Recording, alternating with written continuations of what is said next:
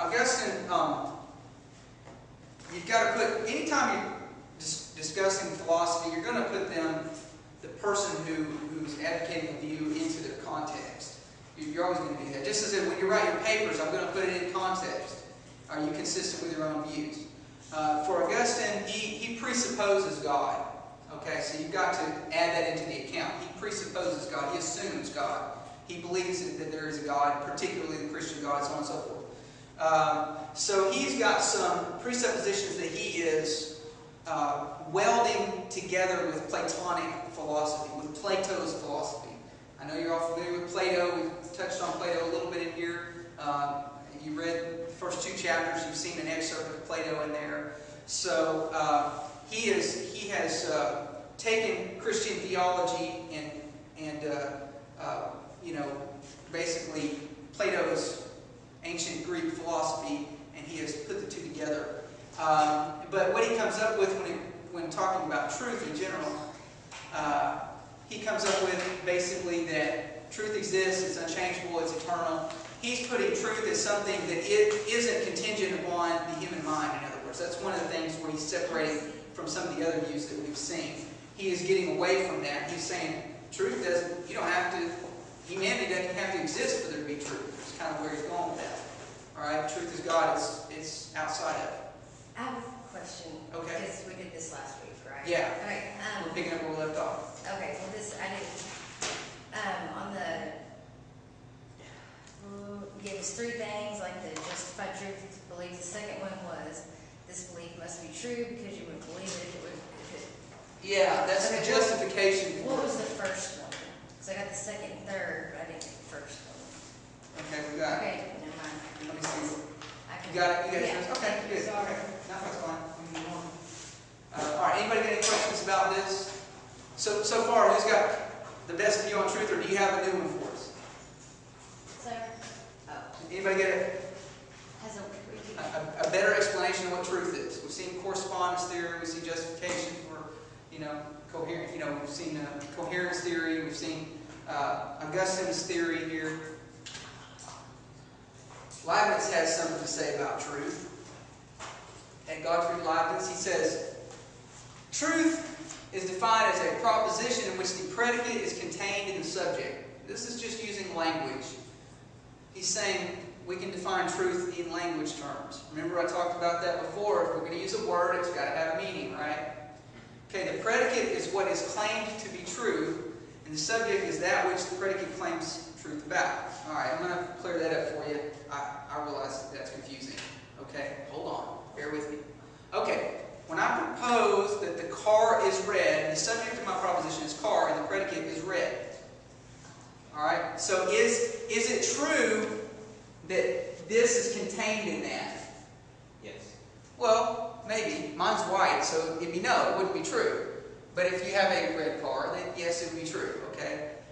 Right, so is it using language terms, just simply using language? This seems a little bit simple, doesn't it? It seems kind of overly simple, It doesn't could be it? really fast, though. I mean, you could start at, the Earth is in the solar system, right? And then you could go, the water is in the Earth, and the fish are in the sea. And so I go on and on about it. Well, that's true, but we're just using, again, we're back to the language usage. If we're going to use words, they have to have a meaning. So by using this, we're kind of back to, kind of going full circle here. This has to match. If you're just using language, that's fine, but then you got to go outside of that to go look for yourself. Is the car red or is the car not red? Right? But when we're using language, this is the way he defines, hey, this is truth in a practical, linguistic kind of manner. Okay.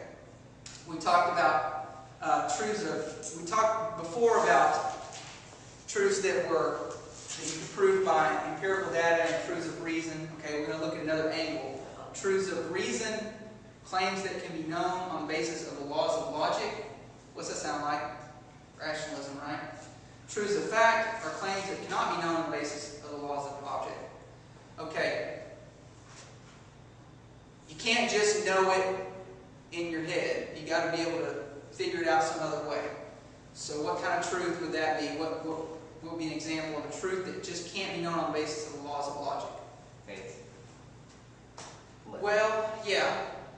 Well, I mean, no, because, well, I'm hesitant to say yes or no on that. Hold on.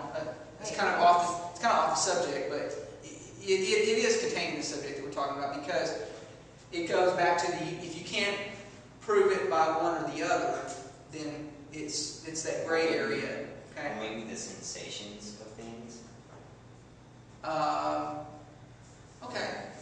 That would be what? Like explaining salt to something. Okay. You're having to say, well, it tastes like, using an analogy, right? You run out. Okay, I see what you're saying. Would you repeat that, what you said, I mean, your question, that you said, like, give me an example? Yeah. Really kind of what we're getting at here is you can't just, it's a truth that you can't just know rationalizing about it. So there's got to be some other way to know that truth. Learn about it, or Empirical data, hands-on would be a way, an example. See, you can touch something, and that's not, you can't just logically talk about, you have to experience some things. like riding a bike? Okay, ride a bike.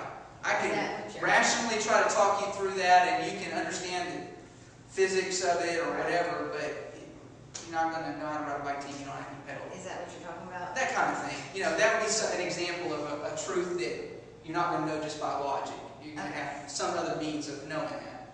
Okay, and the two big ones that we're going to see are rational thought, empirical thought, or empirical evidence. Rationalism being, you know, we can know something by reason alone, or at least some aspects of things we can know by reason, or innate ideas. See, some people don't believe in innate ideas, but some do. That's a big thing that we're going to discover. Innate, built in. Oh. That you're born with something built in that you know. Like, my great-grandfather and my biological father both were very kind of engineer type minds. You know, take something apart and put it back together in your mind. Okay. And, you know, I don't think I have to their degree, but I can look at stuff as a scale or kind of flip it around in my head and look at it from different angles and stuff rather than just perceive it as it is. Okay. It's that. Well, that you certainly have that ability. You know, my brother's a mechanical engineer, you know, and he has those, you know, capacities to think in those terms of the mathematics that are involved. And obviously, it gets pretty complicated mathematically, things like that. Me, I leave that stuff alone. So some people just have that knack. But yeah, there's it's more in the idea that you, not so much, that might be an example. It's a little more questionable example. Plato uses, in one of his writings, he uses an example of, say you're sitting down learning a math problem. He's got a guy, he uses this example, he's showing him geometry. There's a point at which you can start putting things together, right? And that goes along with what you're saying. There's a point where a person goes, oh, I see, and they start figuring stuff out on their own. And nobody's having to tell them this. After all, where did the people who invented math? Nobody told them. They had to figure it out, right? They had to come up with these theories and these ideas. And, okay, so basically in that, Plato's writing, he's showing Socrates working with this guy, and they come up with, oh, hey, I didn't have to show him how to do this geometrical shape or how to figure out this problem. He figured it out on his own. It was just, the dialogue is drawing it out. See, as I'm talking to him, he starts putting pieces to the puzzle. Where did the pieces come? I didn't give them to him, so where did those pieces come from? Well, they were already built in. That's his argument. Okay, so Plato is very much, you know, in that camp of the rationalist type. I don't try to pit him as, but he basically, you know, is more of a rationalist, and he's more believes in innate ideas that they're already there. We talk and we draw those ideas out. You ever notice how you're talking to someone, you go, oh, the light bulb comes on, and you start thinking about things you hadn't thought of before, and then maybe you change your mind about something, about a belief that you had. Yeah, you know, I should vote the other way. I should vote for this guy. I should vote for that guy because of whatever. That's a paradigm. You know, what's that? That's a paradigm, right? Paradigm is 20 cents where I come from. I'm just kidding. Yes, paradigm. That's a big $50 word. We'll talk about that. Yeah, maybe in a person's mind, a small paradigm shift. Yeah, maybe. You just need a couple times. Let's just make it sure. What's that?